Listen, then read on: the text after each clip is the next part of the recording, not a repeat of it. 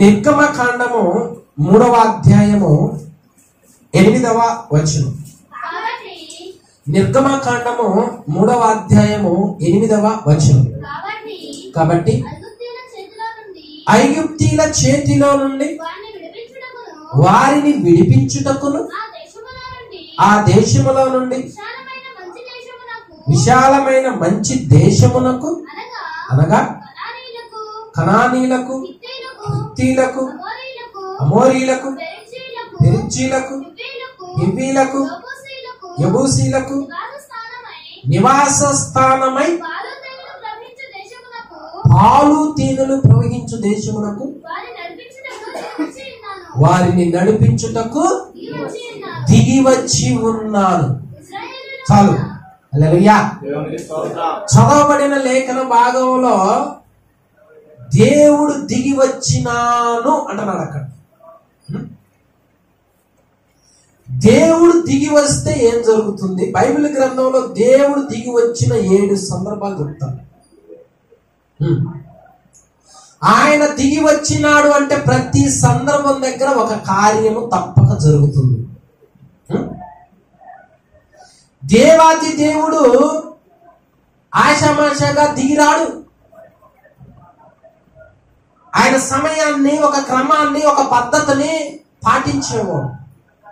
అలాంటి ఆయనే ఐగుప్తు దేశంలో మగ్గిపోతున్న ఇశ్రాయేలు ప్రజలను రక్షించుటకు దిగి వచ్చాడు. ఆయన దిగినప్పుడు జరిగే కార్యాలు ఎలా ఉంటాయో చెప్తాం. అమ్మా, ఫరో ఇశ్రాయేలీల ప్రజల ప్రాణాలనే విసిగిస్తా ఉన్నాడు ఆ రోజుల్లో. నిర్గమకాండము ఏం చేస్తున్నాడంట? వాళ్ళు ఎక్కువ, వాళ్ళ సంఖ్య ఎక్కువ అవుతుంటే ఏం చేస్తున్నాడు? 1వ అధ్యాయము 14వ వచనం. ప్రతి పనియు కఠినముగా ఉండెను, చిగటమంటి పనిలోను, ఇటుకల పనిలోను చేయించి ప్రాణములను. ఈ మధ్యాహ్న కాల సమయంలో నీ ప్రాణాన్ని విసిగిస్తున్న ప్రతి సమస్యను, ఆ ఇబ్బందులను, ఇరుకులను, ఆ స్థితి నుంచి నిన్ను చెయ్యి పట్టుకుని బయటికి లాగడానికి దేవుడు దిగుతున్నాడు. హల్లెలూయా. అర్థమైందా? వాళ్ళ పొజిషన్ ఎట్టుందాడా? ప్రాణం ఏమైంది? ఏ వ్యక్తి అయినా ఒక దెబ్బ తగిలితే కాసేపు రెస్ట్ తీసుకొని పని చేసుకుంటాడు, అన్నం తింటాడు.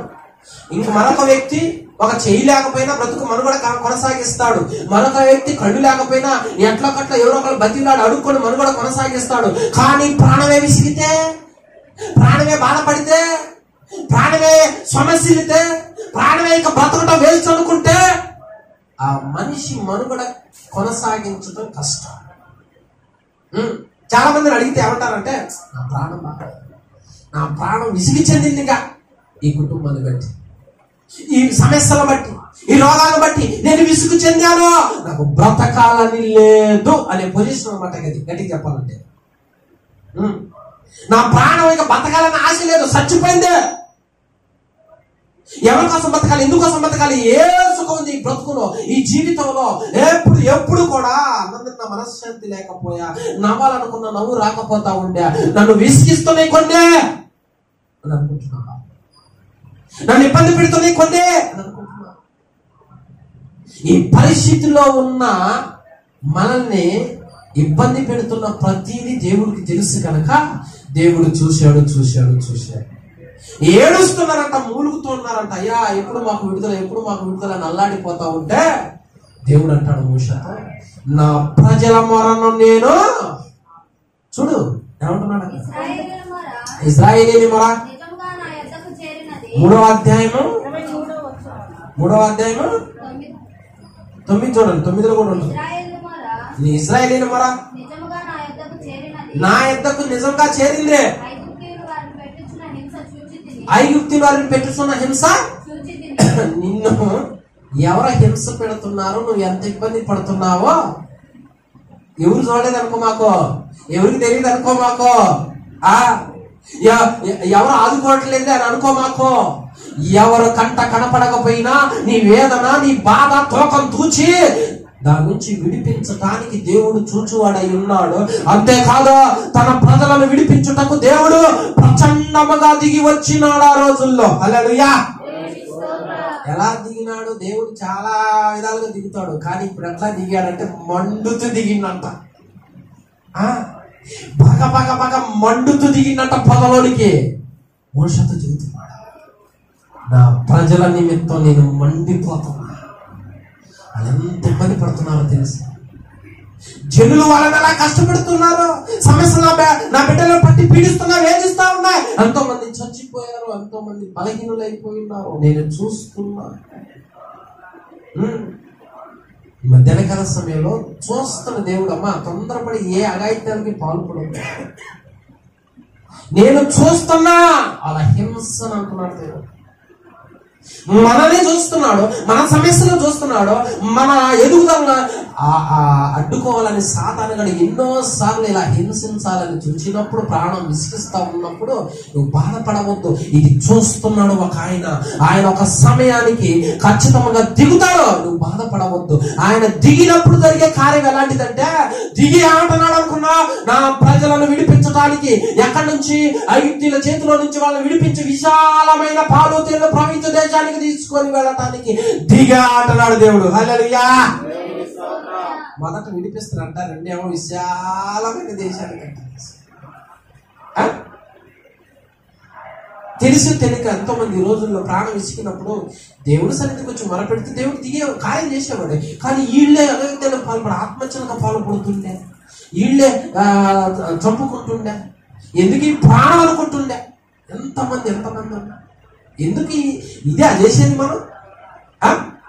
ఇలాంటి ఆలోచనలు దేవుడు ఇవ్వడు, దుష్టుడు ఇస్తాడు. కనుక నువ్వు అలాంటి స్థితి ఎప్పుడు కలిగి ఉండొద్దు. దేవుడిని దాటిపోయే సమస్య లేదు. ఆయనకి తెలియనట్టు లేదు.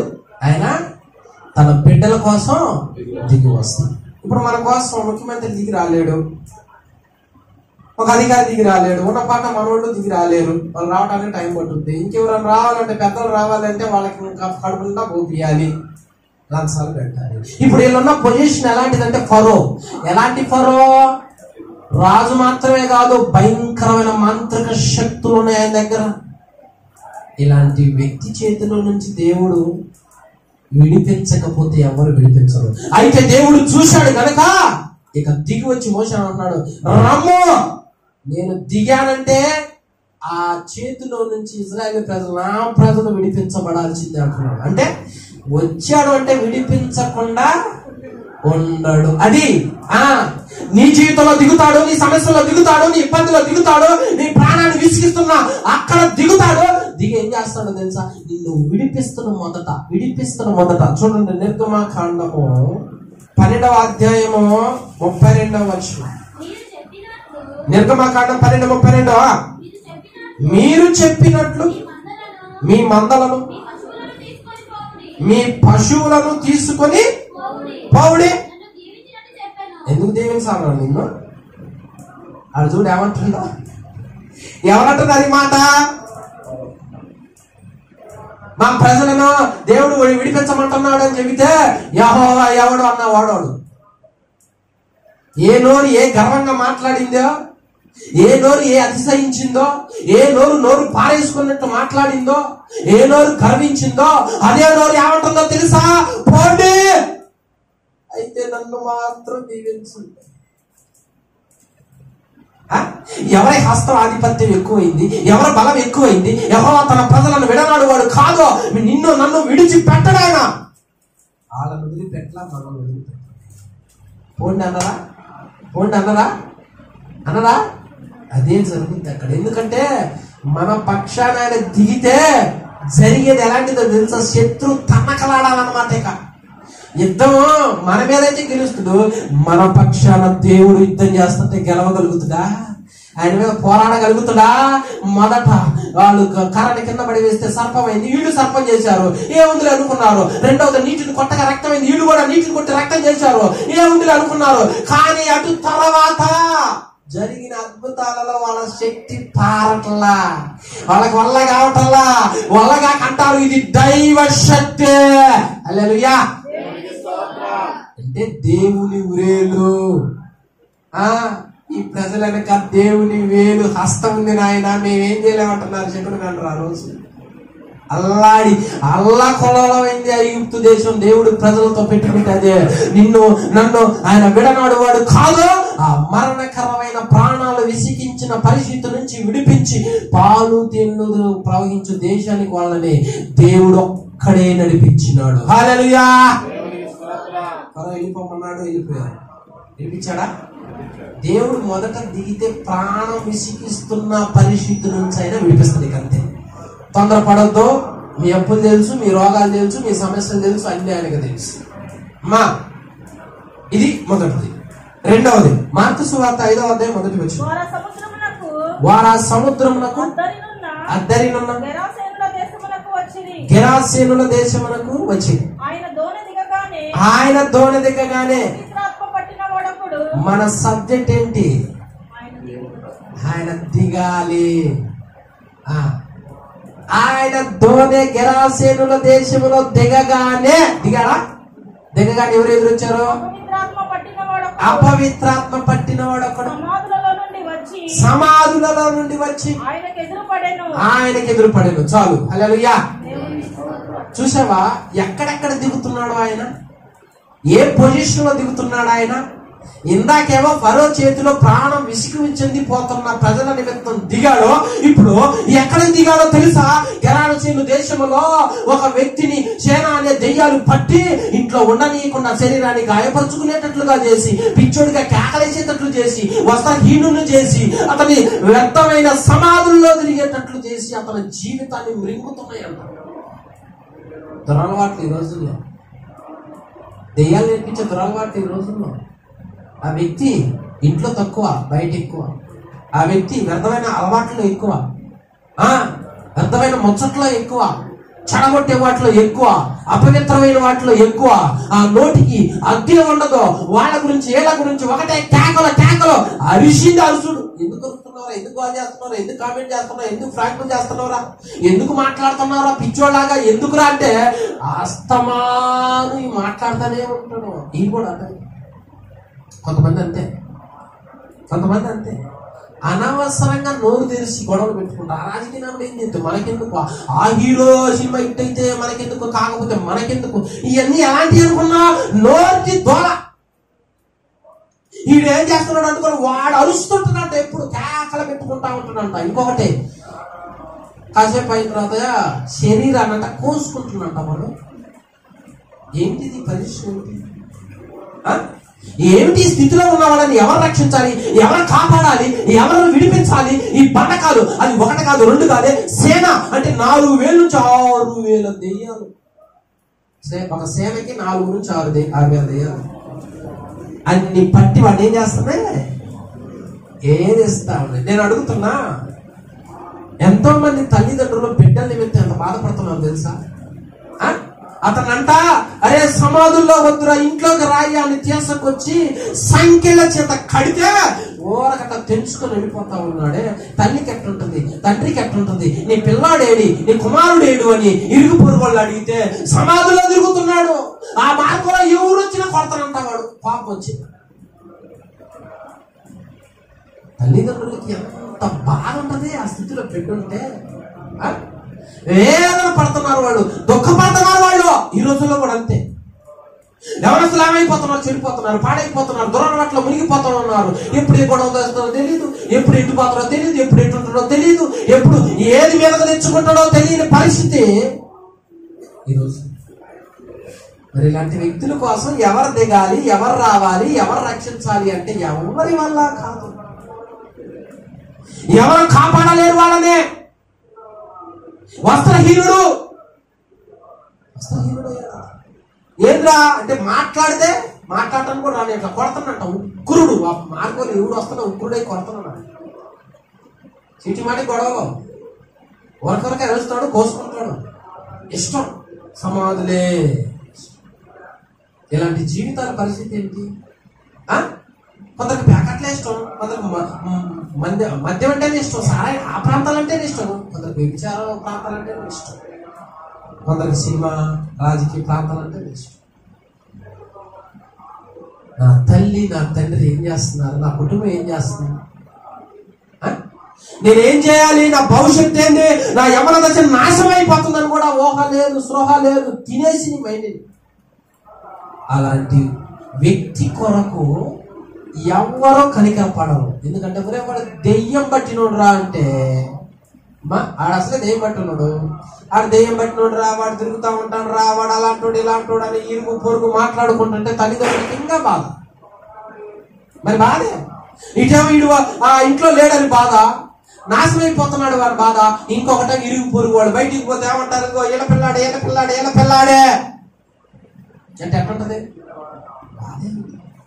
ఇలాంటి జీవితం అతనికి ఉంది, అతని తల్లిదండ్రులకు ఉంది. ఆ కుటుంబం ఎవరితో చెప్పుకోవాలా బాధ, ఎవరిని ఎక్కడికి వెళ్ళి ప్రాధాన్యపడాలో అర్థం కాక ఆ బిడ్డను అలాగనే వదిలిపెడితే ఆ బిడ్డని అల్లాడిస్తా ఉన్నాయంటమ్మా, అల్లాడిస్తా ఉంటా రాత్రి పగులు రాత్రి పగులు.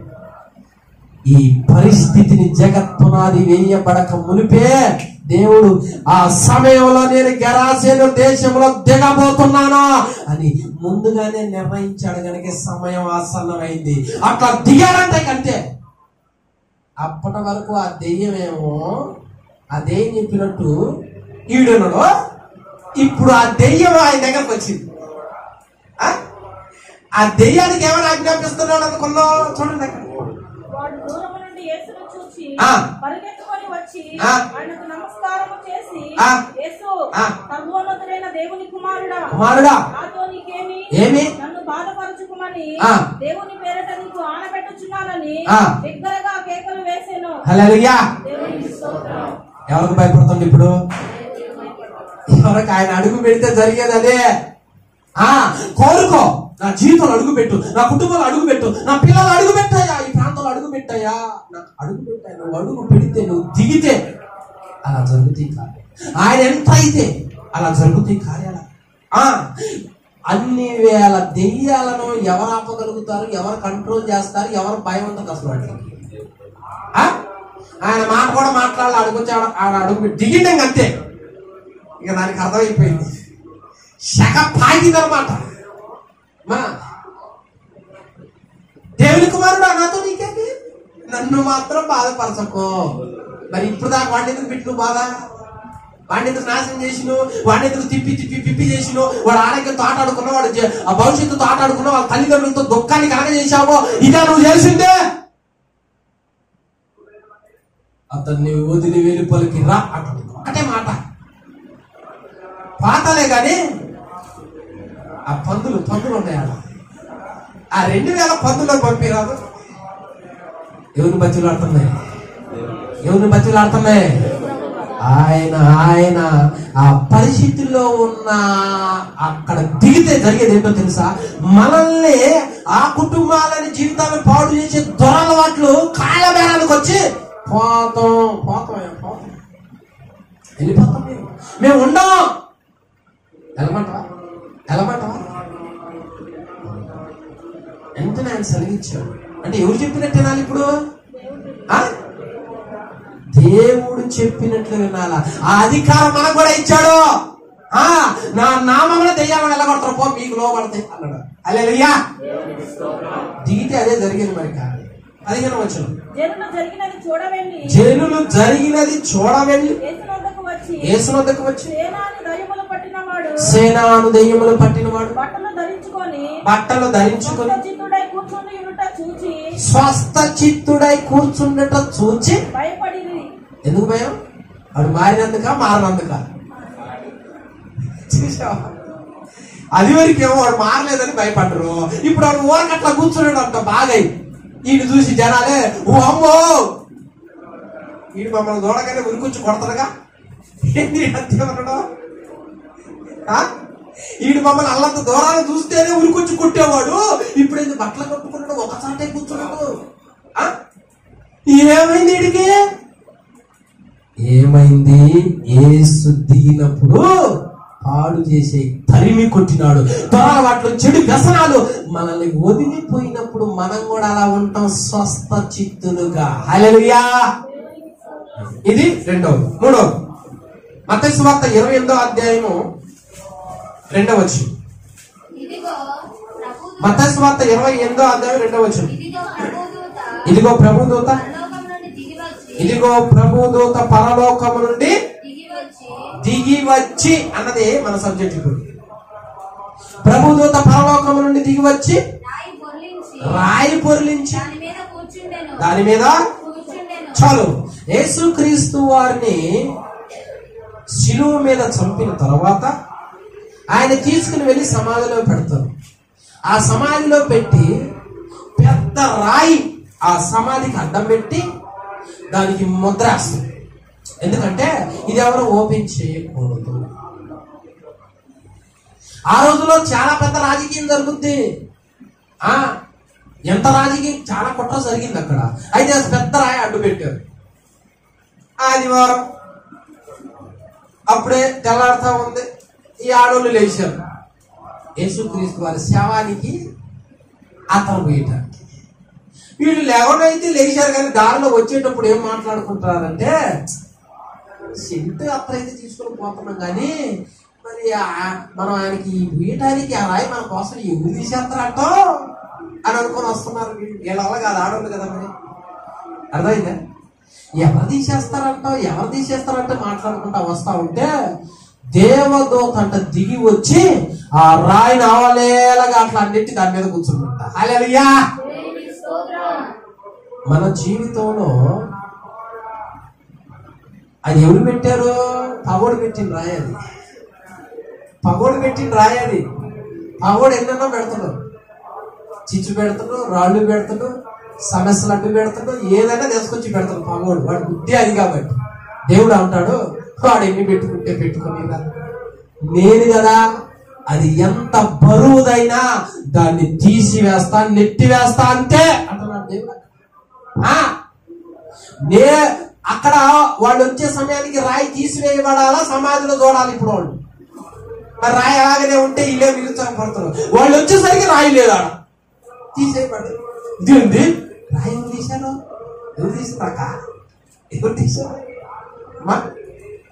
మన జీవితంలో దేవుడు దిగినప్పుడు జరిగే కార్యాలు ఎలాంటివి అంటే, మనకి అడ్డు పెడతాడు దృష్టి.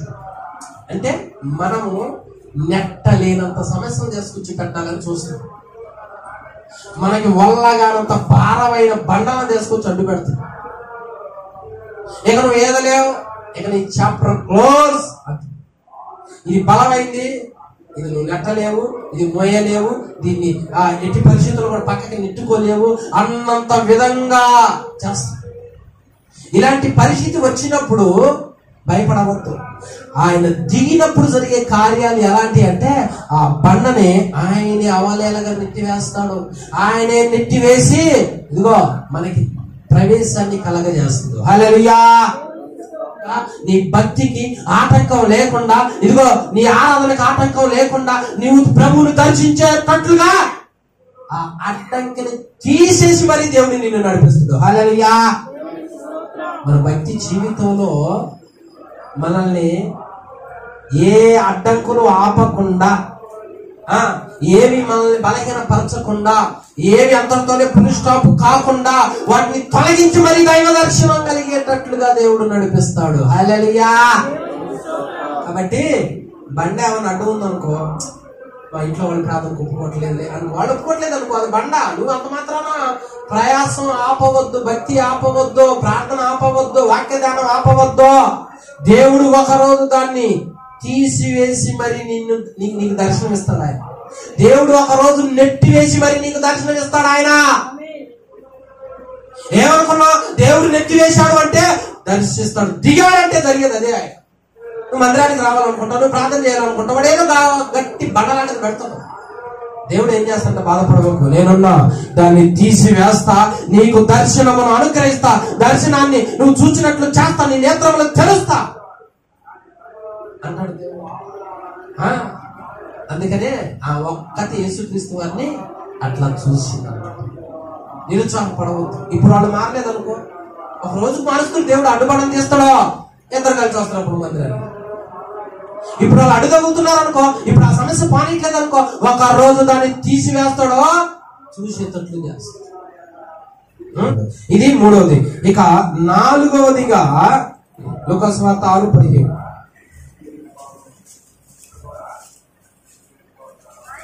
ఆయన వారితో కూడా దిగివచ్చి మైదానం ముందు నిలిచినప్పుడు ఆయన శిష్యుల గొప్ప సమూహము చూడు, మొదట ఆయన దిగి వచ్చినప్పుడు గొప్ప సమూహం మొదట ఆయన బోధ వినుటకును రోగములను కుదుర్చుకున్నటకును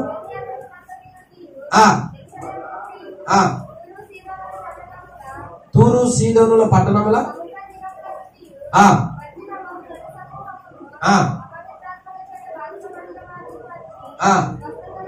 హల్లెలూయా. ఆయన దిగితే మొదట ఏం చేస్తారంట? కాదు మొదట మాట ఏముందంట? బోధ. ఆయన దిగితే ఏం చెప్తున్నాడా? బోధ బోధ బోధ బోధ వినుటకును అంటున్నాడా? దేవుడు మన దగ్గరికి దిగేది ఎందుకు?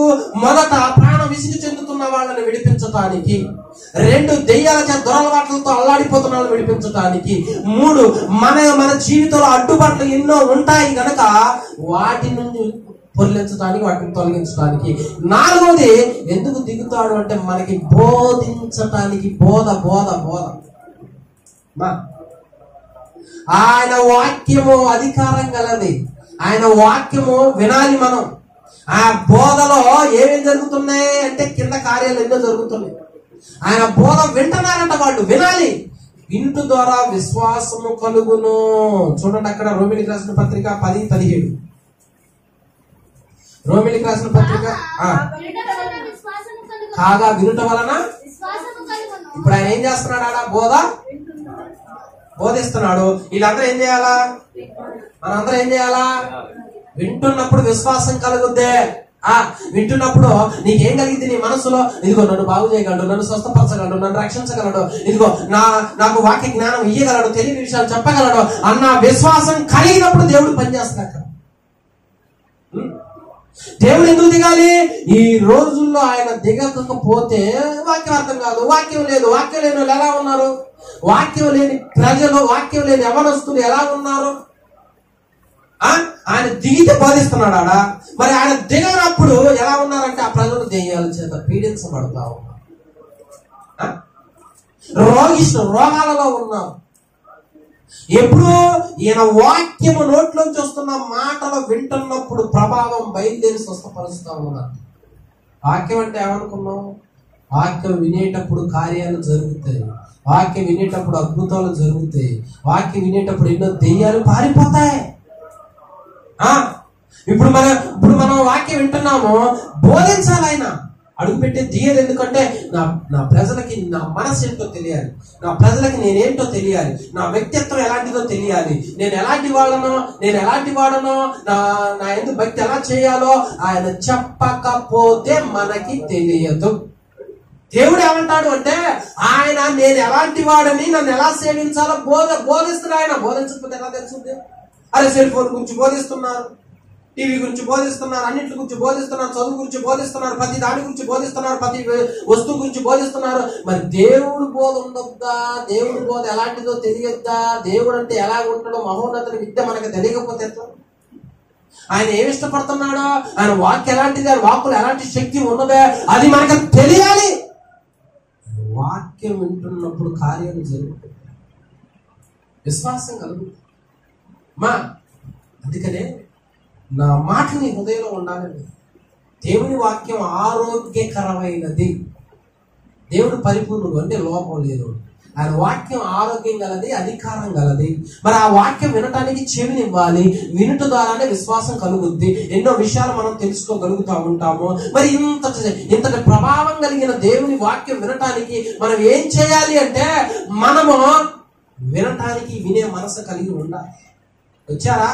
దేశం నుంచి వచ్చారంట. యూదా ఎక్కడి నుంచి వచ్చారు? యూదా యెరూషలేము నుంచి. దేశము చూడు, ఒక దేశం అంతటి నుండి ఆయన బోధ వినటానికి వచ్చారంట వాళ్ళు. అంటే ఆ వాక్యం ఎంత ప్రభావం గలదే, ఆయన వాక్యం ఎంత శక్తి గలదే, ఆయన వాక్యంలో ఎంత రుచి ఉంది. సామెతల గ్రంథం. సామెతల గ్రంథం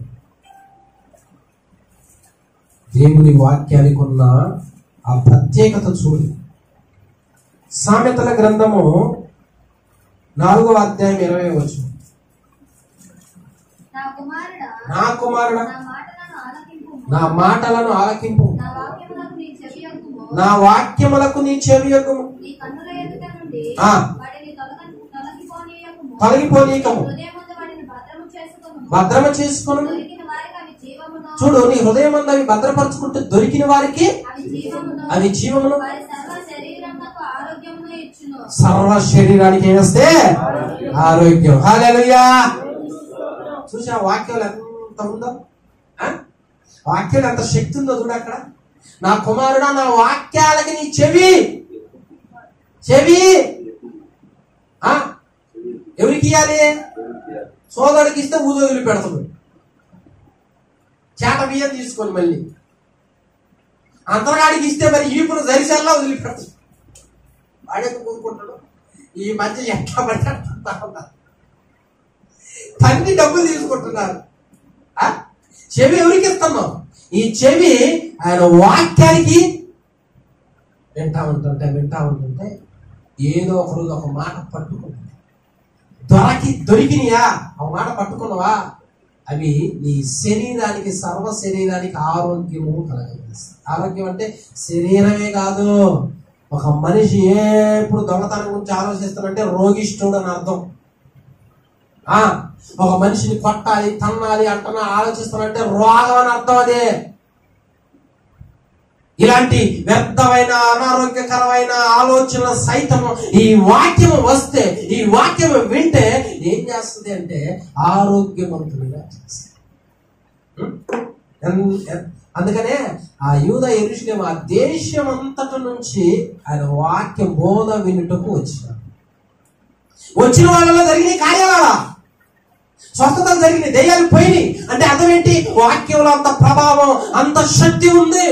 అందుకే ప్రతిరోజు ధ్యానించమంటున్నాను, ప్రతిరోజు వినండి, ప్రతిరోజు ధ్యానించండి, చదవండి, వినండి, మీ పిల్లలకు నేర్పండి.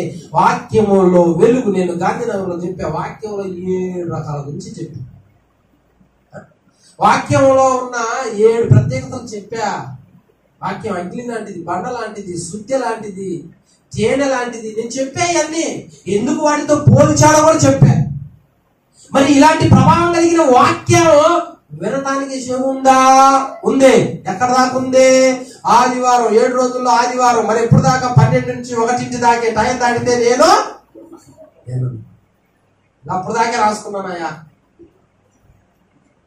అప్పుడు దాకే బాండ్ రాసుకున్నా. తర్వాత మైండ్ పనిచేయదు. నేను నా వల్ల కాదు అంటే ఎట్లా మాట పలకబడిన మాటలు, నిరర్థకమైన మాటలు చాలా ఉన్నాయి అంటాం. అంటే వాక్యం గంట వింటుంటివి, లోకంలో మొత్తం చాలా వింటుంటివి గంటల తరబడి. మరి వాటి వల్ల మనకేం ఉపయోగం?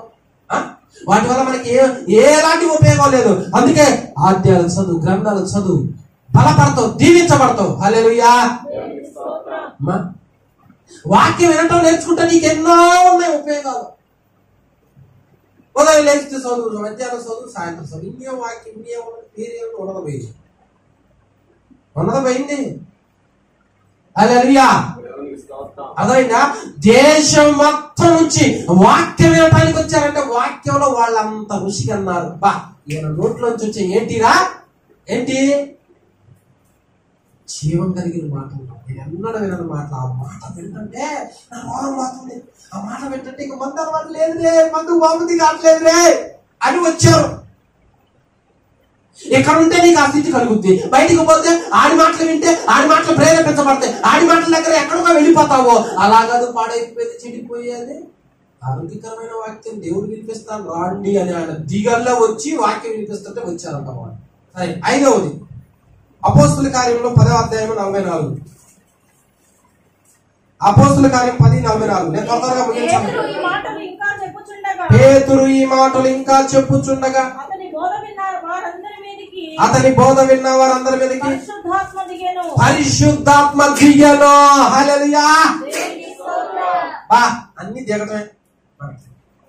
ఇక మీరు ఈ వాక్యం అంతా విన్న తర్వాత ఇంతకి నేను 50 ఇప్పుడు దిగాను అంటాను. అవునా కదా? నా మాట వినపడదా మధ్యలో తల్లి అడిగి కూర్చుంటివి ఏంటి మరిదాస్ మినిస్టర్ గారు?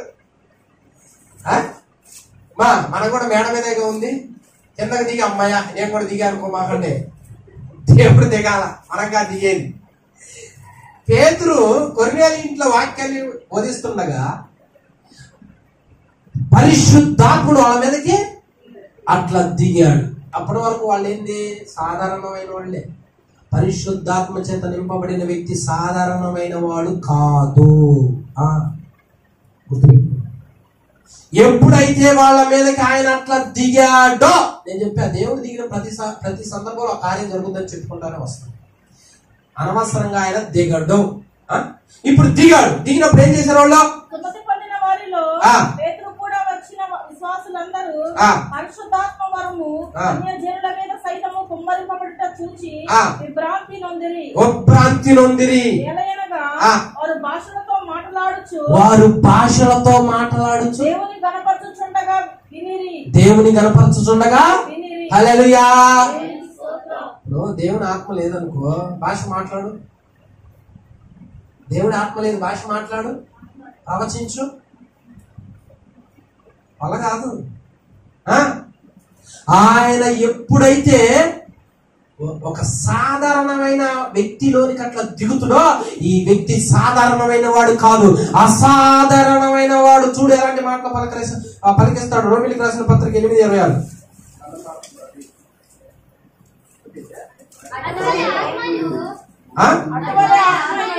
అటువలే ఆత్మయు మన బలహీనతలు చూసి సహాయము చేయుచున్నాడు. ఎలయనగా మనం యుక్తముగా ఎలాగో ప్రార్థన చేయవలెనో మనకు తెలియదు గాని ఉచ్చరింప శక్యము కాని మూలుగులతో ఆ ఆత్మ తానే మన పక్షముగా విజ్ఞాపనము ఎందుకు వస్తున్నాడంట మన మీదకే? ఉచ్చరింప శక్యము కాని మూలుగులో. ఇదివరకు ఎన్నడో మాట్లాడిన మాటలో, ఇదివరకు ప్రవచించని ప్రవచనాలు, ఇదివరకు చెప్పని మాటలో, ఇదివరకు చెప్పని వాక్యాలు, ఇదివరకు జరిగిన కార్యాలు ఈ వ్యక్తి జీవితంలో దేవుడు ఆత్మ దిగినప్పుడు అంట అసాధారణమైన కార్యాలు జరుగుతాయి. అసాధారణంగా మాట్లాడుతుంటాయి. నానా విధమైన భాషలో దేవుడు ఏదో ఎప్పుడు మాట్లాడతాయి? పేతురు గారే విభ్రాంతి నొందారు అంటే ఇది ఉంది. ఇదివరకు మామూలుగా ఉన్నారు వాళ్ళకి అది లేడు. ఆయన ఎప్పుడైతే వాళ్ళ మీదకి వచ్చారో వీళ్ళు ఇప్పుడంట భాషలు మాట్లాడుతుండేసరికి ఈ పేతురు గారు ఇదివరకు మాకేగా ఉండేది ఇది అంటే ఏళ్లలో కూడా ఆయన వచ్చాడు, దిగాడు. కాబట్టి వీళ్ళు ఎలాంటి వాళ్ళు? దేవుని ఆత్మ కలిగిన వ్యక్తి ఎలాంటి వాడు? ఎందరైతే దేవుని ఆత్మ చేత నడిపించబడతారో వారే దేవుని కుమారులు. వాళ్ళు అసాధారణమైన వాళ్ళు. వాళ్ళ ద్వారానే ఆయన కార్యాలు జరుగుతాయి. వాళ్లే స్వార్థ ప్రకటించగలరు, వాళ్లే సాక్షులుగా ఉండగలరు, వాళ్లే ధైర్యంగా దెబ్బలు తినగలరు, వాళ్లే అంతవరకు కడవరకు విశ్వాసాన్ని కొనసాగించగలరు. వాళ్ళలో బలమైన కార్యాలు దేవుడు చేస్తా ఉంటారు. వాళ్ళు దేనికి పడితే దానికి లొంగేవాళ్ళు కాదు, పడిపోయేవాళ్ళు కాదు. దేవుని ఆత్మ పేతురులో లేనంత కాలము మనుషులు నరికే కత్తులు తీశాడు. చేపల కత్తేలే అవసరానికి అది ఉపయోగపడదు. అది వరకేమో మాట ఇస్తాడు, నీతో ఉంటా ఎవరు పోయినా అను. మాట మీద నిలబడేవాడు కాదు, కోపం వస్తేనేమో కత్తులు తీసేవాడు. ఇప్పుడేమో నీతో పాటు నేను నిలబడతా ప్రభు, ఆ నేల మీద నడుస్తా అంటున్నాడు. 4 అడుగులు వేయగానే మళ్ళీ అడుగుతుంది పక్క చూపుతుంది. అన్ని తొందర అనమాట ఈ వ్యక్తికి. ఇలాంటి వ్యక్తి యేసుక్రీస్తు వారితో నేనుంటానంటే ఆయన పట్టుకున్న తర్వాత పారిపోయిన వ్యక్తి, అబద్ధవాడిన వ్యక్తి. ఆయన ఎప్పుడైతే దేవుని ఆత్మ వారి మీదకి దిగినాడో కొరణాలతో కొడతంటే వారు తాగుతువా కొట్టమంట.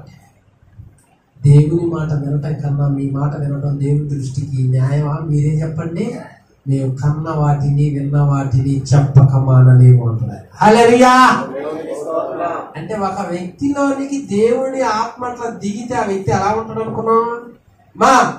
సాధారణమైన వాళ్ళు ఎవరు అరిశారు, వీళ్ళు ఎవరు వద్దన్నారు, వాళ్ళు ఎవరు కొలం పెట్టి తిట్టారు, వీటికి ఆగడా ఆ వ్యక్తి. వాళ్ళు నన్ను మాట అన్నారు, వాళ్ళు నన్ను పిలిచి పార్టీ లేదో, వాళ్ళకి నాకు గంటతో పెట్టలేదో. ఏంటిదే చికెన్, నాకు 2 ముక్కలు ఎక్కువ లేదు. వీటికి ముఖం మార్చుకునేవాడు కాదు, వీటికి ఆగిపోయేవాడు కాదు. దేవుడు పని నిమిత్తం రగులుతూ ఉండేవాడు. ఎక్కడైనా ఆగాడా? రాళ్ళ దెబ్బలను పౌలును కొడుతుంటే లేచి వెళ్ళిపోయాడు. చెరసాలలో వేశారు, కొట్టారు, రంపంతో కోశారు. ఎంత చేసినా రగిలిపోయారంట వాళ్ళు. దేవుని ఆత్మ కలిగిన వాళ్ళు. ఆయన వస్తే జరిగే కార్యాలు ఇది. మరి ఆయన మనలో దిగితే మన భక్తి ఎలా ఉండాలా, మన మంట ఎలా ఉండాలా, మన రేపుదల ఎలా ఉండాలా? భక్తి అంటే 2 కాసేపు ఉప్పొంగి ఇంకాసేపు ఆరిపోయేది కాదో. ఒక్కసారి ఆయన మనలోనికి అట్లా దిగాడంటే శక్తి నొందుతారు, భూదిగంతముల వరకు నాకు సాక్షులుగా ఉంటారు అంటాడు దేవుడు. హల్లెలూయా. 5 పాయింట్లు దేవుడు దిగినప్పుడు కార్యాలు జరిగింది. ఈ 2 పాయింట్లు ఆయన దిగితే ఇంకా 2 కార్యాలు జరుగుతాయి. తొందరగా నేను చెప్పి ముగిస్తాను. చూడండి, కీర్తన గ్రంథం 78:31. 31.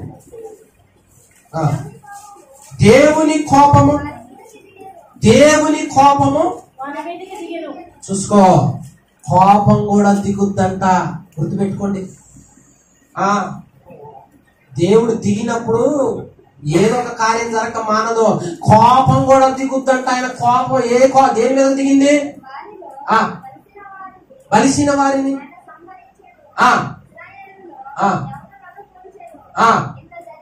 చూసావా ఎవరిని కూల్చాడు?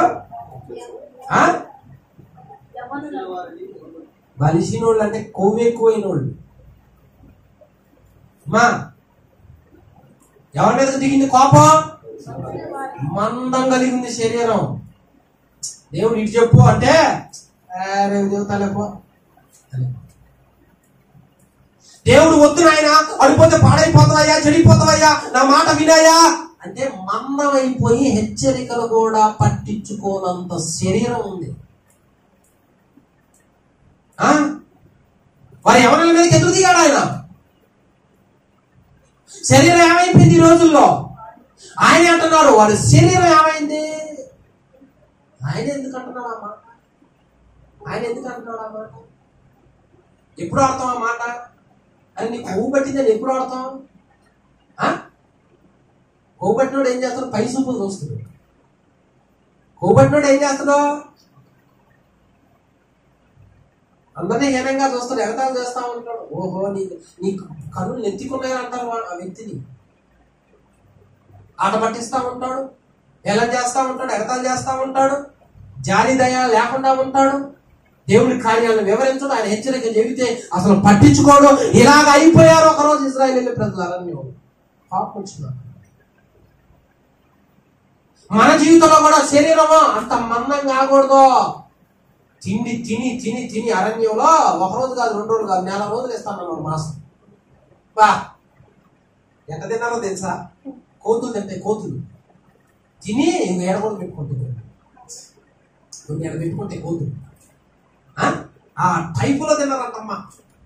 ఆహారం వాళ్ళ పళ్ళ సందులో ఉండగానే దాన్ని మెంగక మురిపి కోపం వచ్చిందంట. అంటే అర్థం ఏంటో తెలుసా? ఈ రోజుకి తినంటే రేపు ఇస్తానంటే, ఒరే రేపుకి ఇస్తానో ఈడో ఎవరికి తెలుసులే కానీ ఈ రోజే అత్యాశ. మనలో మనం ఎలా ఉండాలని దేవుడు కోరుకుంటున్నాడో తెలుసా? మెత్తని హృదయం కలిగిన వారిగా, ఆయన మాటకు లోబడి భయపడి ఉనికి వారిగా ఉండాలని కోరుకుంటున్నా కానీ మందంగా ఉండాలని దేవుడు కోరుకుంటున్నాడు. శరీరం మందం అయిపోతే దేవుని మాటకు లోబడినది. శరీరం ఎక్కువగా క్రొవ్వు పట్టిపోతే దేవుని మాటకు లోబడినది. అదేం చేస్తుంది? ప్రార్థనకి లొంగనేది, వాక్య ధ్యానానికి లొంగనేది, మందిరానికి లొంగ, దేనికి లొంగనేది, అర్థమైన వాటికి లొంగ తీసుకుంటుంది. ఇలా అయిపోయారు ఆ రోజుల్లో. యవ్వనంలో కోపం దిగిందంట. దేవుని కోపం ఎవరిలోకి? యవ్వనంలో మీదకి దిగిందంట. యుద్ధం చేయడానికి వాడంటే వాడు అతను తిరిగి మీద ఉంటాడు. మన జీవితంలో కాస్తైనా దేవుడి పని చేయగలుగుతామా? మన జీవితంలో దేవుడు మనకి ఇచ్చిన అవకాశంలో శ్రమించి దేవుడి పని కొంతైనా చేయగలుగుతామా? కొంతైనా కష్టం చెమట ఒలుస్తున్నావా దేవుని పనిలో? నా వంతుగా నా నిమిత్తము అని మనం చేయగలుగుతున్నావా? 78 కీర్తన 31లో ఎందు నిమిత్తం చెబుతున్నాడు ఆడా? ఇదిగో ఎందుకు దిగింది? 27వ వచనం, ధూళి ఎంత విస్తారముగా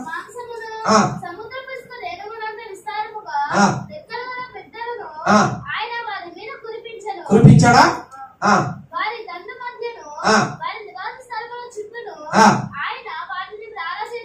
ఎక్కడ జరిగింది ఇది? 30వ వచనం, వారి ఆశ తీరక మునిపే ఆహారం ఇంకా వాళ్ళ నోళ్ళలో ఉండగానే దేవుని కోపము వారి మీదకి దిగెను. చూసావా ఏంది అత్యాశ?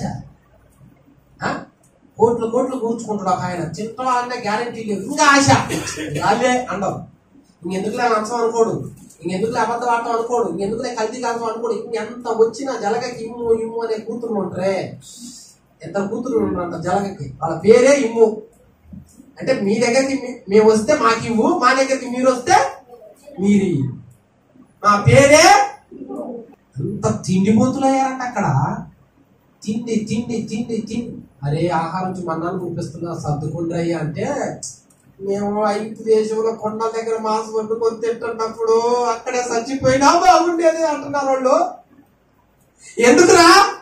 ఈ ఐగుప్తులు అన్ని దొరికినాయి, ఇక్కడ కీరదోసకాయలు లేవు, గడిచిగడ్డలు లేవు, బంగాళదుంపలు లేవు, మాంసం లేదంటున్నారు. దేవుడు ఈరోజు నీకు ఏ మాంసం ఇచ్చాడో అది. దేవుడు ఈరోజు పచ్చడి మెతుకులు ఇచ్చాడో తిను, గంజి నీళ్ళు ఇచ్చాడో తాగు. అంతేగాని ఇసుకు చెందటం, అత్యాశ చూపించటం ఈ చేయకుడు. మన జీవితంలో ఏది ఇచ్చాడో దాంతో తృప్తి కలిగి ఉండు.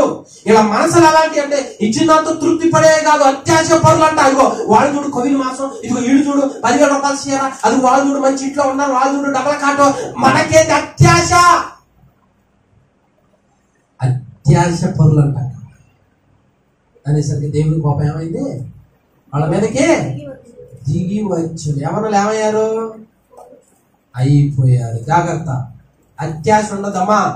అమ్మా ఉన్న దాంట్లో సర్దుకోండి, కలిగి ఉంటే కొనుక్కోండి. అంతేగాని 10,000 రూపాయలు షేర్ ఏదైనా వాళ్ళని అడగమాకండి. మీరు కూడా ఇంట్లో ఉన్నాయి తినండి. అంతేగాని ఏంది ప్రతిరోజు అది లేదు ఇది లేదని అనుకోనండి. కలిగి ఉన్న దాన్ని బట్టి నడుచుకోవాలి. తినడానికి తిండి లేకపోతే అరణ్యంలో మాంసం ఆర్డర్ చేస్తున్నారు వాళ్ళు. ఎంత కోపం రావాలి దేవుడికి మరి? నెల రోజులు ఇస్తానన్నప్పుడైనా సర్దుకోవద్దా? ఇక దొరకదలే అన్నట్లుగా. అందుకోక ఎప్పుడైనా ఏక ఇంట్లోకి వస్తే ఎట్ట తింటదే? నిదానం తింటదా? కప్పా కప్పా కప్పా కప్పా తింటది. ఎందుకంటే ఏది దొరుకుతో దొరకదు. ఇంకా ఆ చెవిడికి ఎంతమంది వస్తుందేమో అది కొంత నాశనం చేసేది ఎక్కువ. ఎందుకంటే ఈ హడావుడిలో ఈ భయంలో మొత్తం నాశనం చేస్తాయి. కోతులు కూడా అంతే, ఇంట్లో చరబట్టే గబ్బా గబ్బా గబ్బా అని చేసి ఆ టైప్ ఇల్లు ఆ టైప్. కాబట్టి ప్రతి దానిలో మితము కలిగి ఉండమంటున్న లేఖనం. అత్యాశ పరులు అయిపోయారు కనుక మన జీవితంలో అత్యాశ మీద దేవుని కోపం దిగుద్ది. అట్లా ఉండకుండా ఉండేటట్టు చూసుకోవాలి. ఇక చివరిగా దానియేలు గ్రంథం 4వ అధ్యాయం 23వ వచనం.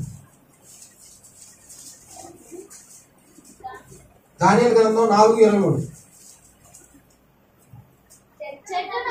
చెట్టు నరుకుము, దాన్ని నాశనము చేయము, కానీ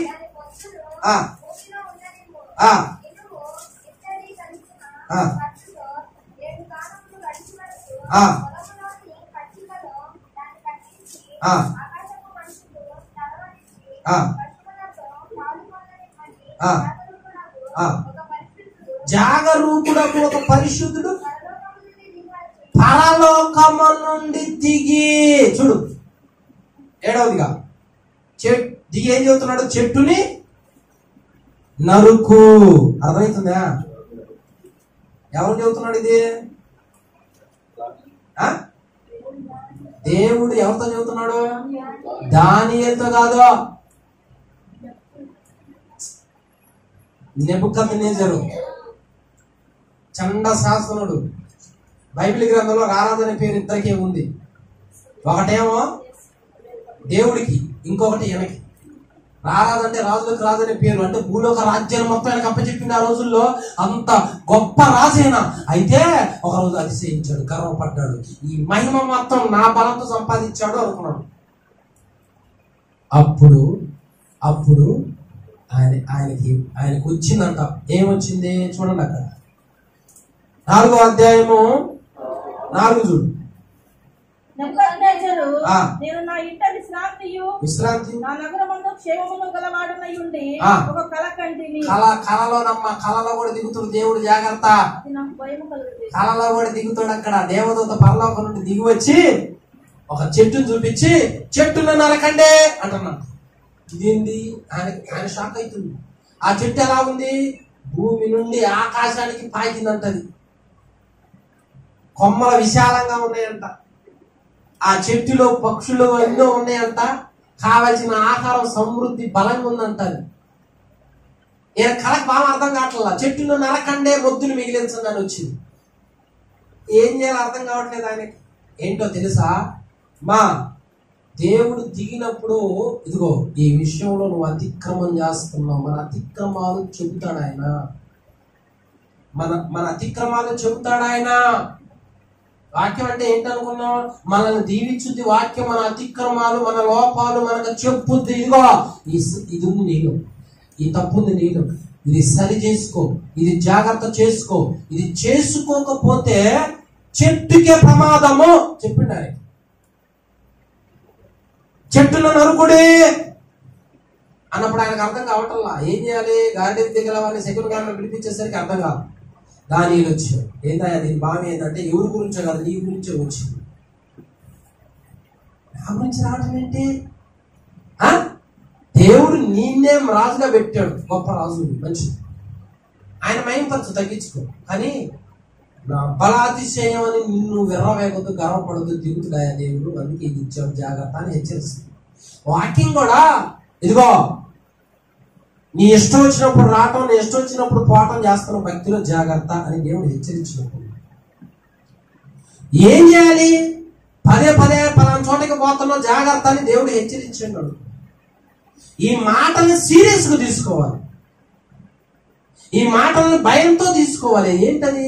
దేవుని వాక్యం. ఆయన వాక్యం భయపడాలి. ఆయన వాక్యం ఇలా జరగబోతుందయ్యా, జాగ్రత్త అయ్యా అని చెప్పినప్పుడు ఆయన జాగ్రత్త తీసుకోవద్దా?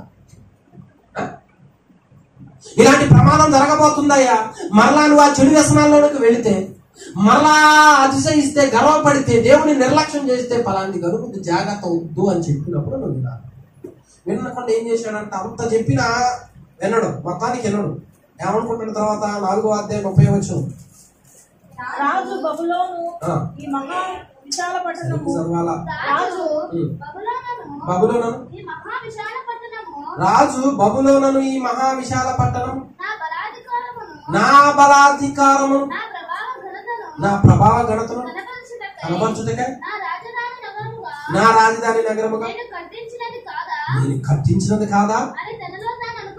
ఏమనుకున్నాడు చూడు. అంత చెప్పినా గానీ నేనుగా యుద్ధం చేసింది, నేనుగా గెలిచింది, నాదిగా ఈ రాజ్యం, నాదిగా ఈ కోట, నా బలంతో నేను చేసాయని సాధించుకున్నా అంటుండవు. ఇదిగో నువ్వైనా నేనైనా పనికి పోయి ఏళ్ళకంత సంపాదించుకుంటున్నాం అంటే ఆయన కృపణ బట్టే, ఆయన శక్తిని బట్టే, ఆయన జ్ఞానం బట్టే, ఆయన కాపాడబట్టే. అతిశయించిన ఆజ్ఞ చూసినా నేను ఎంత సంపాదించాను, ఎంత తెలియకలేవన్నా అని అనుకున్నావు అనుకో, తేడా పడతా. ఎంతమంది అనుకునేది అదే. ఇచ్చింది దేవుడు, అధికారం ఇచ్చింది ఆయన, సమస్తాన్ని పోగు చేసింది ఆయన, రాజు చేసింది ఆయన. ఇవన్నీ ఆయన ఇస్తే ఏమనుకున్నట్టు, నేను కట్టించింది కదా, నేను సంపాదించుకుంది కదా. మన సంపాదించుకుంది దేవుడు. నువ్వు దశభాగం ఇచ్చావనుకో, నువ్వేదో ఇస్తున్నట్టు ఫీల్ కావద్దు. ఆయన నీకు ఇచ్చిన దాంట్లో ఇస్తాను అంతే.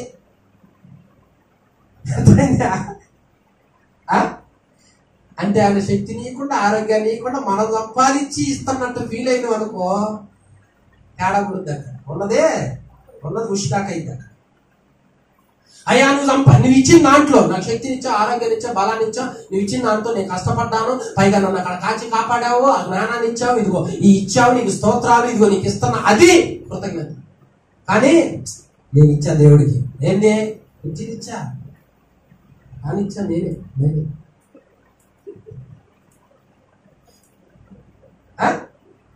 కానిచ్చా నేనే కొన్ని మందిరాల్లో చూడండి ఫ్యాన్ మీద కూడా ఆ పేరు ఉంటుంది. దేవుడంటే ఆషామాష కనపడుతుందా?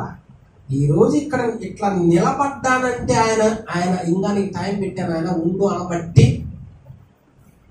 నీ టైం అయిపోయిందిరా అంటే సెకండ్ లో కుప్పకూలిపోతాను నేను. అంతే, అయిపోయింది అంటే కుప్పకూలిపోతాను. అలాంటి దేవుడి దగ్గర మనం ఎలా ఉండాలి అంటే, నాదే అయ్యా నీ కృపను బట్టి ఇది ఇచ్చినవయ్యా, ఈ పిల్లల్ని ఇచ్చినవయ్యా, ఈ పని ఇచ్చినవయ్యా, ఈ డబ్బులు ఇచ్చినవయ్యా, ఈ వస్తువులు ఇచ్చినవయ్యా, మహిమ పరిచయం తగ్గించుకునేటట్లుగా ఉంటే ఆయన సంతోషించేవాడు. కానీ ఈ రాజు ఏమంటాడంటే, ఈ మహానగరం నా బలంతో కట్టించారు. ఆయన చెప్పిన ఆయన వాక్యం చెప్పినప్పుడు హెచ్చరిక చేసినప్పుడు జాగ్రత్తగా ఉండా. పలాని చేస్తే పలాని వస్తుంది, వద్దు అన్నప్పుడు జాగ్రత్త తీసుకో. అంత చెప్పినా వెళ్ళా. తర్వాత ఏం జరిగింది? వెంటనే 31వ వచనంలో రాజు నోటి నుంచి ఈ మాట రాజు నోట ఈ మాట ఉండగా ఆకాశం నుండి ఒక శబ్దం వచ్చును. ఏదనగా చూసుకో, రాజు నెబుకద్నెజరు, ఇదే నీకు ప్రకటన. అయ్యా నీ రాజ్యం నీ యొద్ద నుండి తొలగిపోయినట్టే, నీ డబ్బులు పోయినాయి, నీ ఆరోగ్యం పోయింది, నీ పరువు ప్రతిష్టలు పోయినాయి, నువ్వు ఎక్కడికో పోతున్నావు అని అర్థం. తరిమెదరు అడవి జంతువుల మధ్య నివాసం చేయొచ్చు, పశువుల వలె గడ్డి మేసదుకు.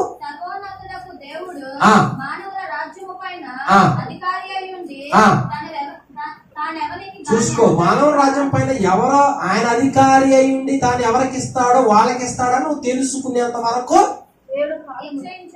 7 కాలములు అంటే 7 సంవత్సరాలు. ఒక చెయ్యి మాట కూడా చెప్పాల్సిన అవసరం లేదు. ఒక చెయ్యి ఇట్టంటేనే పని వచ్చి షట్టే అలా ఆయన అంత రాజు ఆయన. అలాంటి ఆయన మనుషులు తరుముతున్నట్ట రాజ్యాన్ని వదిలిపెట్టిపోవాలి. పొయ్యి నీళ్లు లేవు, ఏమి లేవు, ఈ జుజ్జు ఏమో మొత్తం ఆది మానవుల కన్నా ఘోరం అయిపోయింది. ఈ గోళ్ళు ఏమో పక్షి గోళ్ళు అయిపోయాయి. ఎంటున్నాడు అనుకున్నా, తినడానికి తిండి లేక గడ్డి ఉంటే గడ్డి తింటున్నాంట. గడ్డి అంత పెద్ద రాజునే దేవుడు. వాక్యం చాలా విలువైంది, దాన్ని సీరియస్ గా తీసుకుంటే బాగుపడుతుంది.